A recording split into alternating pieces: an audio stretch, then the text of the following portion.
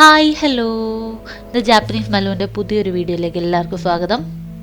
വളരെ എക്സൈറ്റിംഗ് ആയിട്ടുള്ളൊരു experience try ചെയ്യാൻ വേണ്ടിയിട്ടാണ് നമ്മളിപ്പോൾ പൊയ്ക്കൊണ്ടിരിക്കുന്നത്.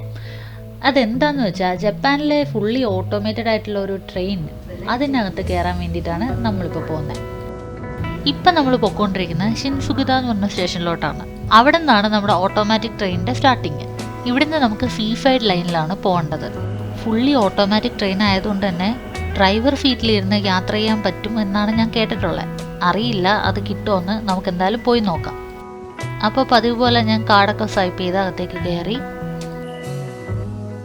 ഇവിടെ എത്തിയപ്പോൾ എനിക്ക് മനസ്സിലായി, ട്രെയിൻ മാത്രമല്ല ഈ ലൈനിലുള്ള എല്ലാ റെയിൽവേ സ്റ്റേഷനും ഓട്ടോമാറ്റിക്കാണ്. ഇവിടെ എങ്ങും ഒരു സ്റ്റാഫിനെ പോലും നമുക്ക് കാണാൻ പറ്റില്ല. അധികം വെയിറ്റ് ചെയ്യേണ്ടി വന്നില്ല. ഒരു ട്രെയിൻ ഇവിടെ വന്നിട്ടുണ്ട്. അപ്പോൾ ഇതിൻ്റെ ഡ്രൈവർ സീറ്റിൽ ഇരിക്കുക എന്നുള്ളതാണ് നമ്മുടെ ലക്ഷ്യം. അത് കിട്ടുമെന്ന് നോക്കാൻ വേണ്ടിയിട്ട് അകത്തേക്ക് കയറാമെന്ന് വിചാരിച്ചു. നേരത്തെ പറഞ്ഞ പോലെ ഇവിടുത്തെ ഡോർസ് എല്ലാം ഓട്ടോമേറ്റഡ് ആണ്. ഈ എൻ്റെ ട്രെയിൻ സിസ്റ്റവും കമ്പ്യൂട്ടറൈസ്ഡ് ആണ്.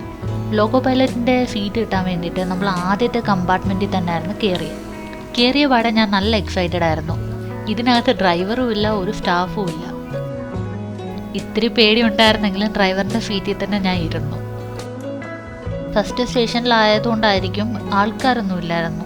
എൻ്റെ മുന്നിൽ ഈ ബാർബിക്യൂ ഗ്രില്ല് പോലെ ഇരിക്കുന്നതാണ് ഈ ട്രെയിനിൻ്റെ മാനുവൽ കൺട്രോൾസ്. ഇതുവരെ ലോക്ക് ചെയ്ത് വെച്ചിരിക്കുക. എന്തെങ്കിലും എമർജൻസി സിറ്റുവേഷൻസ് വന്നാൽ മാത്രം യൂസ് ചെയ്യാവുള്ളതായത്. ഈ കാണുന്ന ഈ സ്റ്റേഷനിലെ സിഗ്നലും മെക്കാനിസമാണ്. നമ്മുടെ നാട്ടിലെ പച്ചക്കൊടി കാണിക്കുന്ന ആൾക്ക് പകരമാണ് ഈ മെക്കാനിസം. 2 മിനിറ്റ് കഴിഞ്ഞപ്പോൾ അതിൽ നിന്ന് സിഗ്നൽ കിട്ടി. അപ്പോൾ ട്രെയിൻ മൂവ് ചെയ്യാൻ തുടങ്ങി. ട്രെയിൻ അങ്ങോട്ട് മൂവ് ചെയ്ത് കഴിഞ്ഞപ്പോൾ എൻ്റെ ഫീലാകെ അങ്ങ് മാറി. ഭയങ്കര എക്സൈറ്റഡ് ആയിരുന്നു. ആദ്യത്തിൽ പേടി തോന്നിയെങ്കിലും നല്ല രസമുണ്ടായിരുന്നു ഇവിടെ ഇരുന്ന് ഈ വ്യൂസൊക്കെ കാണാൻ വേണ്ടിയിട്ട്. ശരിക്കും പറഞ്ഞാൽ ഒരു നിമിഷം ഞാനാണ് ഈ ട്രെയിൻ ഓടിക്കുന്നതെന്നൊക്കെ എനിക്ക് വെറുതെ ഇങ്ങനെ തോന്നിപ്പോയി. നമ്മൾ ഗെയിംസിലൊക്കെ സാധാരണ ഇങ്ങനത്തെ വ്യൂസ് കാണുന്നത്. അത് റിയൽ ടൈം എക്സ്പീരിയൻസ് ചെയ്യാൻ പറ്റിയത് ഭയങ്കര രസമായിട്ട് തോന്നി എനിക്ക്. ഞാനിപ്പോൾ ഇരിക്കുന്ന ലോക്കോ പൈലറ്റിൻ്റെ സീറ്റിലാണെങ്കിലും ഇതിൻ്റെ കൺട്രോൾസിലൊന്നും നമുക്ക് ആക്സസ് ചെയ്യാൻ പറ്റത്തില്ല. ഈ ട്രെയിനിൻ്റെ മാക്സിമം സ്പീഡ് എന്ന് പറയുന്നത് 60 km/h ആണ്. പക്ഷേ ഈ സീറ്റിലിരിക്കുമ്പോൾ നമുക്ക് ഫീൽ ചെയ്യുന്നത് അതിനേക്കാൾ ഈ സ്പീഡിലാണോ ഈ ട്രെയിൻ പോകുന്നതെന്നാണ്. പ്രത്യേകിച്ച് ഓപ്പോസിറ്റൊക്കെ ട്രെയിൻ വരുമ്പോൾ. ലോകത്തിലെ ആദ്യത്തെ ഫുള്ളി ഓട്ടോമാറ്റിക് ട്രെയിൻ കൊണ്ടുവന്നതും ജപ്പാൻകാർ തന്നെയാണ്. 1981 കോബെ എന്ന് പറഞ്ഞ സ്ഥലത്തായിരുന്നു അത്. ഇതുപോലെ ഫുള്ളി ഓട്ടോമാറ്റിക് ആയിട്ടുള്ള യുറിക്കോ മൊമെ എന്ന് പറഞ്ഞ മറ്റൊരു ട്രെയിൻ സർവീസും ടോക്കിയോയിലുണ്ട്. ഞാൻ നേരത്തെ പറഞ്ഞ പോലെ നമ്മളിപ്പോൾ പോകുന്നത് സീസൈഡ് ലൈനിൽ കൂടെയാണ്. മൊത്തത്തിൽ 14 സ്റ്റോപ്പുകളാണ് ഉള്ളത്. അതിൽ 10ാമത്തെ സ്റ്റോപ്പായ ഹക്കേജിമയിലാണ് നമുക്ക് ഇറങ്ങേണ്ടത്. ഇതൊരു ട്രെയിൻ സർവീസ് ആണെന്ന് പറയുന്നുണ്ടെങ്കിലും സാധാ ട്രെയിനിനെ അപേക്ഷിച്ച് ഇതിന് ഒരുപാട് വ്യത്യാസങ്ങളുണ്ട്. അതെന്താണെന്ന് വെച്ചാൽ 3-4 ബോഗി അറ്റാച്ച് ചെയ്ത ഒരു ചെറിയ ട്രെയിനാണിത്. മാത്രമല്ല ഇതിനകത്തൊരു ഇൻട്രസ്റ്റിംഗ് സംഭവം എന്താണെന്ന് വെച്ചാൽ ഇത് റെയിലിൻ്റെ മുകളിൽ കൂടെ അല്ല ഓടുന്നത്. ഇത് ഓടുന്നത് റബ്ബർ ടയർ വെച്ചിട്ടാണ്. അപ്പോൾ കാറിൽ പോകുന്ന പോലത്തെ ഒരു കുലുക്കമൊക്കെ നമുക്ക് ഇതിനകത്തിരിക്കുമ്പോൾ ഫീൽ ചെയ്യും. മറ്റൊരു ഫാക്റ്റ് എന്താണെന്ന് വെച്ചാൽ ഈ ട്രെയിൻ മൂവ് ചെയ്യുന്നത് എലവേറ്റഡ് ട്രാക്കുകളിലൂടെയാണ്. എന്ന് വെച്ചാൽ വളവും തിരിവൊക്കെ കുറവാണെങ്കിലും കയറ്റവും ഇറക്കമൊക്കെ ഒരുപാടുണ്ട്. കയറ്റം കയറുമ്പോഴും ഇറങ്ങുമ്പോഴൊക്കെ നമുക്കൊരു റോളർ കോസ്റ്റർ ഇരിക്കുന്ന പോലെയാണ് തോന്നുന്നത്. നേരത്തെ ഞാൻ പറഞ്ഞ പോലെ റബ്ബർ ടയേഴ്സിലാണ് ഇത് ഓടുന്നെങ്കിലും ഇതിനെ കൺട്രോൾ ചെയ്യാനും ഗൈഡ് ചെയ്യാനുമായിട്ട് സൈഡിൽ റെയിൽസ് വെച്ചിട്ടുണ്ട്. ആ റെയിൽസിൽ നിന്ന് തന്നെയാണ് ഇത് ഓടാനുള്ള പവർ എടുക്കുന്നത്. കണ്ടാൽ നമുക്കിത് കറക്റ്റ് ലൈനിൽ കൂടെ ഒക്കെ തന്നെ പോകുമെന്ന് ഉള്ളൊരു ഡൗട്ട് തോന്നുമെങ്കിലും ലോകത്തിലെ ഏറ്റവും കുറവ് ട്രെയിൻ അപകടങ്ങൾ നടക്കുന്ന ജപ്പാനിലാണ്. അതുകൊണ്ട് വളരെ സേഫായിട്ടുള്ള ഒരു ട്രാവൽ മാർഗമാണ് ഇവിടുത്തെ. ഇതുപോലെയുള്ള ഒരുപാട് പാലങ്ങൾ ക്രോസ് ചെയ്തിട്ടാണ് നമ്മൾ അങ്ങോട്ട് പോകുന്നത്. അപ്പം നമ്മൾ ഇതിൻ്റെ മുകളിൽ നിന്ന് നമുക്ക് ഒരുപാട് വ്യൂ കിട്ടും. നല്ല രസമാണ് അതൊക്കെ കാണാൻ. ഇതുപോലെ ഫുള്ളി ഓട്ടോമേറ്റഡ് ആയിട്ടുള്ള ട്രെയിനിൽ ഡ്രൈവറും ആരും ഇല്ലാതെ സീസൈഡിലൂടെ ഒരു യാത്ര എന്നും നമുക്ക് ഓർമ്മിച്ച് വെക്കാൻ പറ്റുന്നൊരു മെമ്മറിയാണ്. അപ്പോൾ അങ്ങനെ നമുക്ക് ഇറങ്ങേണ്ട സ്റ്റേഷൻ എത്തി.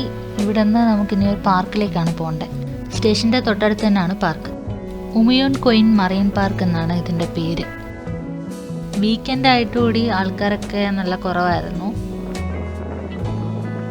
ഇവിടെ ഒരു അപ്പൂപ്പൻ ബുക്കൊക്കെ വായിച്ചിട്ട് ഇരിപ്പുണ്ടായിരുന്നു. ഞാനും അവിടെ കാറ്റൊക്കെ കൊണ്ടിരിക്കാമെന്ന് വിചാരിച്ചു. ഇത് ബേ സൈഡ് ആയതുകൊണ്ട് ഇവിടെ ഒന്നും തിരയടിക്കാറില്ല.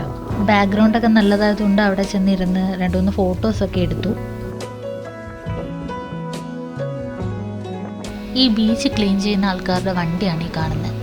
അധികം ആൾക്കാരൊന്നും ഇല്ലെങ്കിൽ തന്നെ ക്ലീൻ ചെയ്യുന്ന ആൾക്കാർ അവരുടെ ഡ്യൂട്ടീസ് കറക്റ്റായിട്ട് ചെയ്യുന്നുണ്ടായിരുന്നു. ഇന്നത്തെ ഈ യാത്രയിൽ ഡെസ്റ്റിനേഷന് വലിയ പ്രാധാന്യം ഉണ്ടായിരുന്നില്ലെങ്കിലും ഇവിടെ വന്നപ്പോൾ ഈ പാർക്കിൻ്റെ ആംബിയൻസ് ഒക്കെ കണ്ടപ്പോൾ എനിക്കിവിടെ ഭയങ്കരമായിട്ട് ഇഷ്ടമായി. ഇവിടുത്തുകാരുടെ ഒരു മെയിൻ ഹോബിയാണ് ഇങ്ങനെയുള്ള സ്പോട്ടിലൊക്കെ വന്ന് മീൻ പിടിക്കുക എന്നുള്ളത്. കുറച്ചു നേരം കഴിഞ്ഞ് നമ്മൾ തിരിച്ചു പോകാമെന്ന് വിചാരിച്ചു. അങ്ങനെ മുന്നിൽ കണ്ട ഒരു പാലത്തിൽ കൂടെ നമ്മൾ നടന്നു.